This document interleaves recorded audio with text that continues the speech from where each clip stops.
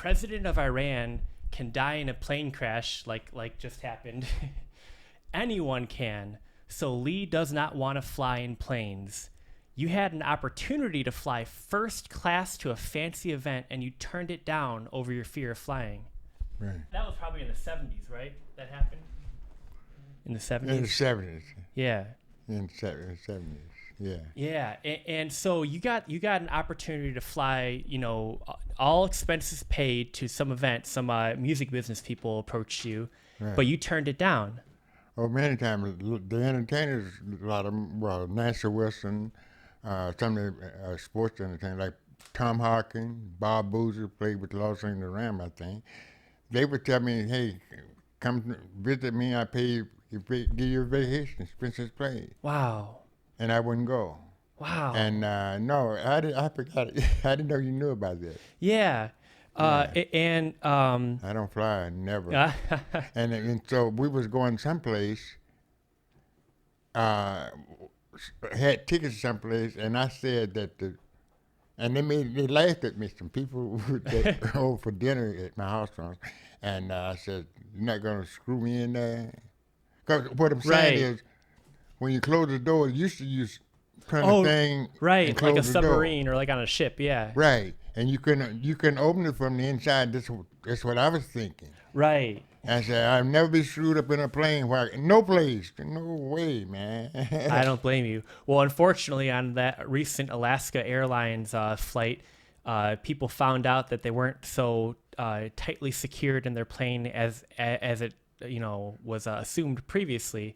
They weren't fully bolted on. The cabin door flew off mid-flight, but by the grace of God, no one was hurt. All survived. Well, by whoever, grace of God. I just right. They call them shit happens. Right. Man, the person who didn't do his job. Right. So X's and O's, you have to check the boxes. Right. And some people don't check all the boxes. Yes, he could have had a fight with his wife last night, and he's mad all night long, and so that's why I don't trust anybody. Right. You don't know what's behind what's going on. Because everybody goof up sometime. I goof up myself sometime. Nobody's perfect. We're all human. Only a man. That's what I'm saying. As homo in Latin. And yeah. I don't, I sympathize with people who take chances, but right. I don't get in the water, and I'm not, and so therefore, I don't blame chances of me getting bit by a shark is right. a million to, yeah, to one. Because you're zero.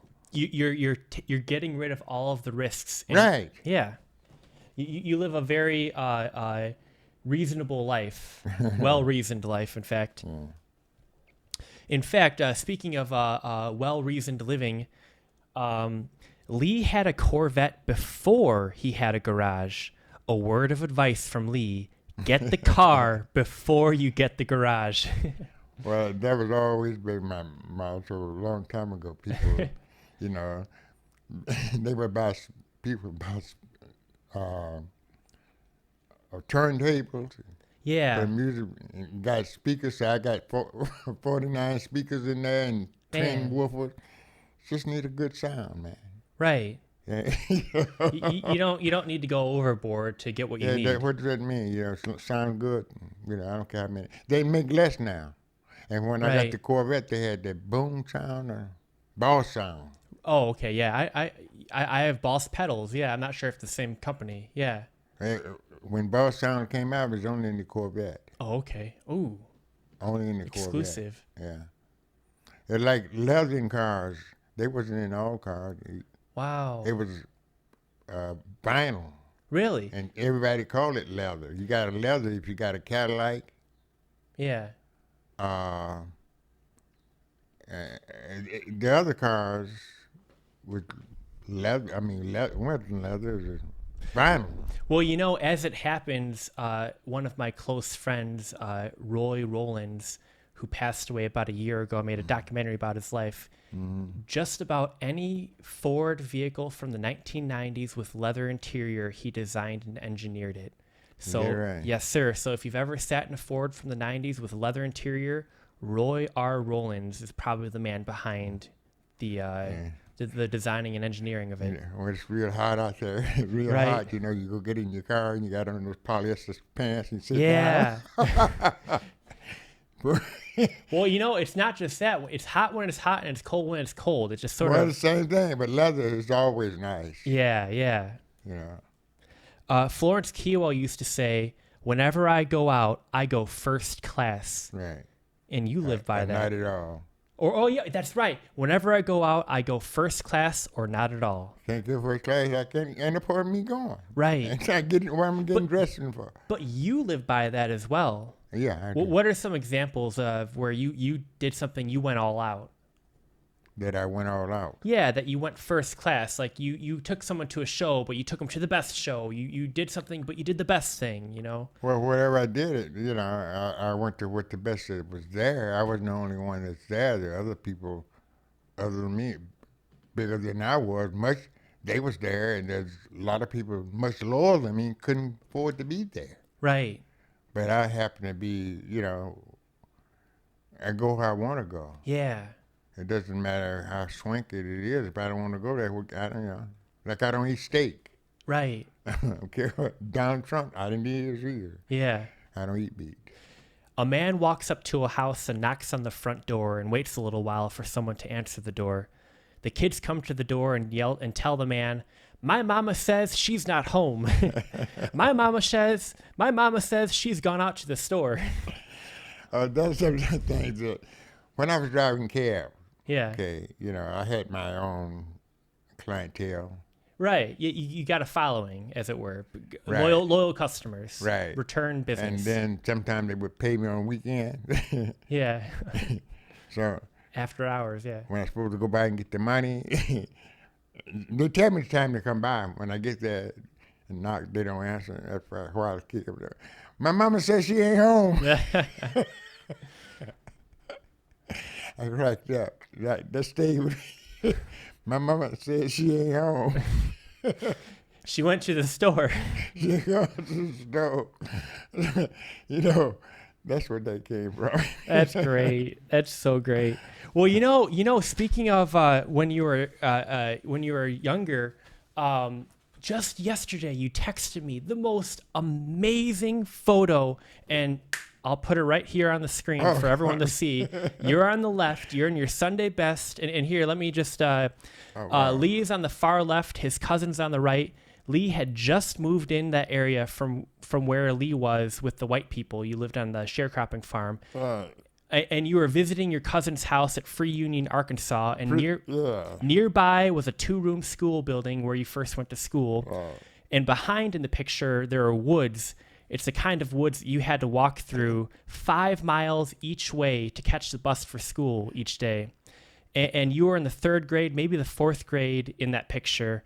You didn't start school till 2nd grade. It was something like that, you know. But I just remember that when I went to school, when I left that school, Yeah. they sent me back to Strong. It was about 20 miles away from where I was living. Okay. So a bus would come and pick us up and take us to school every day. Right. But that school that I first went to was a community school. Like, I guess it was owned by the state or whatever, because they had superintendent come and check on them. But it was the church next to a church. Right. And it was a 2-room building. Everybody they put all classes in one room. Wow. Maybe first, second, third, they in over here in a group, and we cornered out like that. Right. And I remember a guy came to the school, tranquilist, and I was pretty smart in school. It was I believe it. In my class, it was I 2 believe girls and a guy. It was 30 people in my class. Man. And I was set between them, you know. And the teacher, when time for us to do our work, she come to us and we do our work that way, you know. But I was telling you that Tranquility came there. And Tranquility. Yeah, and he needed a helper. And because I was smart, Of course. I believe it. the teacher recommended I go to Wow. be a shepherd. So he won't take an egg out of my mouth. He said, What? What? an egg. I never forget that. I was so Of embarrassed. course. So I sit in his chair and he opened my mouth. And he was proud of me. And after a while, the egg came out. It was a real egg. What in the world? What in the world? You know what they called me for a long time? What? The kid. The kid. They called you the preacher. They called you the kid. No, it wasn't the kid. About the chicken. The egg came out of my mouth. But, you know, he didn't come out. I don't know what, but it felt like it. Yeah. He was pride. And I didn't see him have an egg in his hand. Yeah. And I was so embarrassed, man. I think I cried.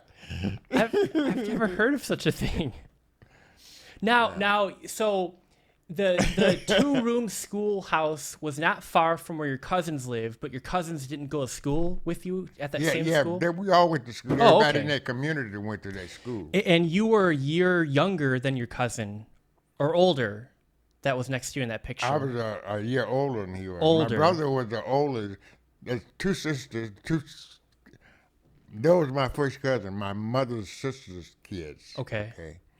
And they was just like family because when we would go home trying to get from school to go home, sometimes the creek had rides. You couldn't get home. We had to go back Wow. to their house to spend the night or sometimes a couple nights. Went through all that. But all of that, I still made it. That's the bottom line. Right. I don't accept no excuses because Yeah. I didn't have it hard. Someone said I had it hard. Yes, know. you did. But Yes, I you left did. at an early age and been on my own since I was 15. That's Speaking- what I'm saying. Speaking of you having it hard, you had to walk through the timber. Sometimes there was nothing but a pig trail, and all you'd have in your hand was a stick. Right. You were chased by wild hogs. You were chased by cows. Right. When you go through the woods, there'd be a lot of strays there. Sometimes a chicken or a duck would chase you. You were in your Sunday best in all 100% cotton clothes. They didn't have polyester back then. My clothes was raggedy. They looked the way they looked. You understand? But it was poor people. Look at the face. Like when I go down south, I've been on a long time. When I would drive down and go through some of those smaller towns and see the houses on the side of the highway. You can look at old pictures in Mississippi, Alabama, places like that. It's sad, man, that people have lived like that. You're right. Yeah. And sometimes some of the houses, I mean, you think, like, your house is sitting on blocks, and it's nothing but a cardboard anyway. Right. And the wind comes through down. That's where they had the tornadoes down there all the time. And I would be scared all the time. Right. Always keep your head to the sky. And, you watch, with no radio, you watch buzzers. Man. They form a circle. Yeah. Round and round, you see a bunch of, you better, don't win.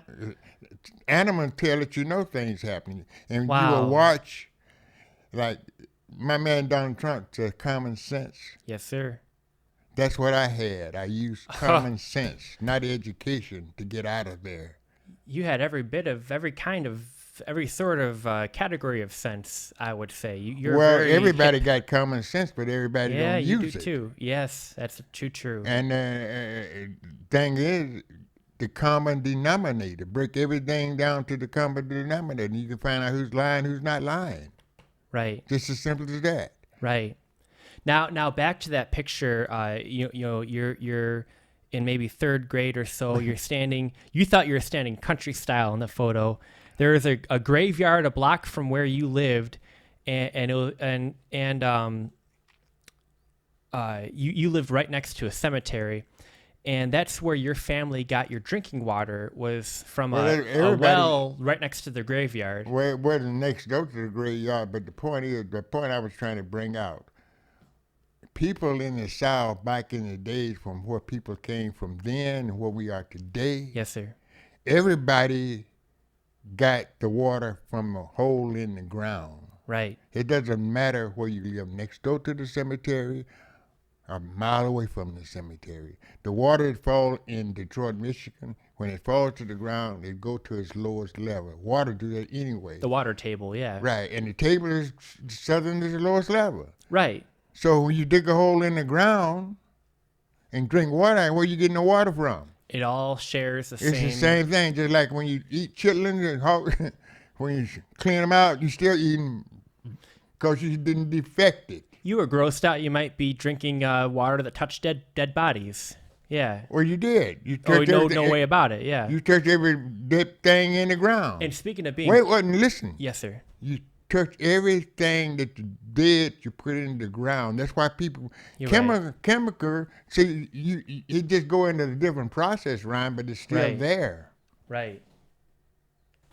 Right.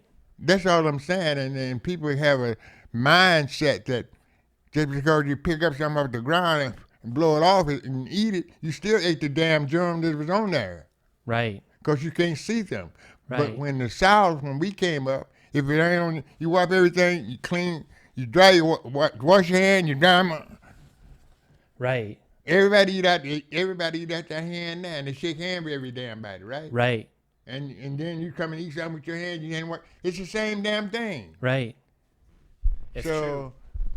and I'm just saying, and so I try to call balls and strike, and I try to live by is and not what I want it to be. You dig what I'm Reality, saying? not opinion. Right. Something I'm not perfect. Something Yeah. Of course. Now living down south, when you got bit by a snake, where do you go to the doctor? There is no doctor. Yeah. Now, what would you do for medicine if you had a cold or the flu? You'd go down to a cow pasture, get some cow manure, and Lee's mother would get a white pillowcase and boil the cow manure in the pillowcase like a tea bag and make a tea. And Lee would be throwing up, and Lee's mom would say, "You had better take this medicine or I'll whoop you." This was a medicine that people told Lee's mom was from the old times, so she trusted it. Yeah, well, everything came from everything. Because the witch doctor and every damn thing else. Yeah. It's what they speculate, what the parents have told him from the day before. Okay? Right. Now, the Indian tribe, someone told me, I read this someplace, Right. that when they die, what they do, pack the horse with food and everything on the horse, Right. put the body in a tree, Whoa. tie him up there, Wow. tie the horse down at the bottom of the tree. Right. So when he get to heaven, where he's going, happy hunting ground, Yeah. he have a horse Wow. already packed. And they believe that shit. Right. Just like some people believe Hanks and praying. I don't believe Right. none of that shit.